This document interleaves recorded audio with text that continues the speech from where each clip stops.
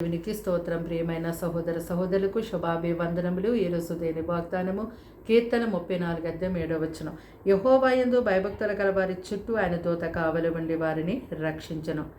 చూడండి, పరలోక రాజ్యములో, దేవుని రాజ్యములో కోట్ల కొలది దేవదూతలు అత్యున్నతమైన సింహాసనం మీద ఆసీనుడైన దేవుడని యెహోవాను ఎంతో గొప్పగా ఘనపరుస్తూ ఉన్నాయి.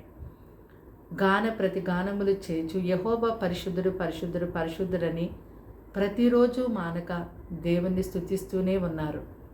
అయితే శరాబులు కెరూబుల మధ్యలో ఆయన ఆసీనుడై ఆ దూత గణముల చేత నిత్యము ఆయన ఆరాధించబడుతూ ఉన్నారు, ఎంతో మహిమపరచబడుతూ ఉన్నారు. పరలోకములో ఉండే దేవదూతలు ఈ భూలోకంలోనికి వస్తూ పరలోకానికి వెళ్తూ మరి ఎంతో సంచారం చేస్తూ ఉన్నాయి. ఎందుకు అంటే ఈ భూమి మీద ఉన్నటువంటి దేవుని యొక్క ప్రజలకు దేవుడు కాపుదలగా తన దూతలు పంపిస్తారు. మరి దేవుని యందు ఎవరైతే భయభక్తులు కలిగి ఉంటారో వారి చుట్టూ ఆయన దూతలు కావలి ఉండి వారిని రక్షిస్తూ ఉంటాయి. అయితే మనం వెళ్తున్నటువంటి మార్గములందు మనం చేస్తున్న పనుల దగ్గర మన యొక్క సమస్త విషయాల్లో పగలకు పగలు రాత్రికి రాత్రి ప్రతి క్షణం మనమే కాపాడుకోలేము. కానీ మనకు ఆపదలు సమస్యలు వచ్చినప్పుడు దేవుని యొక్క దూతలు మన చుట్టూ ఉండి మనకెంతగానో సహాయము చేస్తూ ఉంటాయి. అయితే మరి యెరూషలేము చుట్టూ పర్వతములు ఉన్నట్లుగా నిత్యము కూడా దేవుడు తనని ఆశ్రయించినటువంటి వారి చుట్టూ ఆయన ఉంటారు. ఆయన సన్నిధి తోడుకుంటుంది. ఆయన దూతలు ఎల్లప్పుడూ కాపుదలగా ఉంటారు.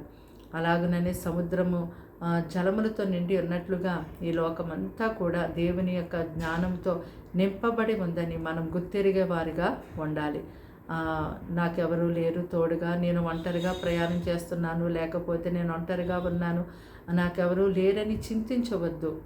మీరు ప్రభుని వెంబడిస్తూ ఆయన మార్గంలో ఉన్న వారిగా మీరు ఉన్నప్పుడు దేవుడు తప్పకుండా మీ చుట్టూ ఆయన అందు భయభక్తులు కలిగి మీరు జీవించినప్పుడు ఎంతో తన దూతలు తోడుగా ఉంచుతారు. మీ మార్గాలలో, మీ గృహాలలో, మీ కుటుంబాలలో, మీ చుట్టూ పగలకు పగలు రాత్రికి రాత్రి ఎల్లప్పుడూ కూడా ఆయన యొక్క సన్నిధి, ఆయన దూతల సహవాసము మీకు ఎంతో మెండుగా తోడుగా ఉంచి ప్రభు మిమ్మల్ని కాపాడుతూ ఉంటారు. ప్రార్థన. దేవానికి వందనాలు, స్తోత్రాలు, స్తుతులు చెల్లిస్తున్నాం తండ్రి.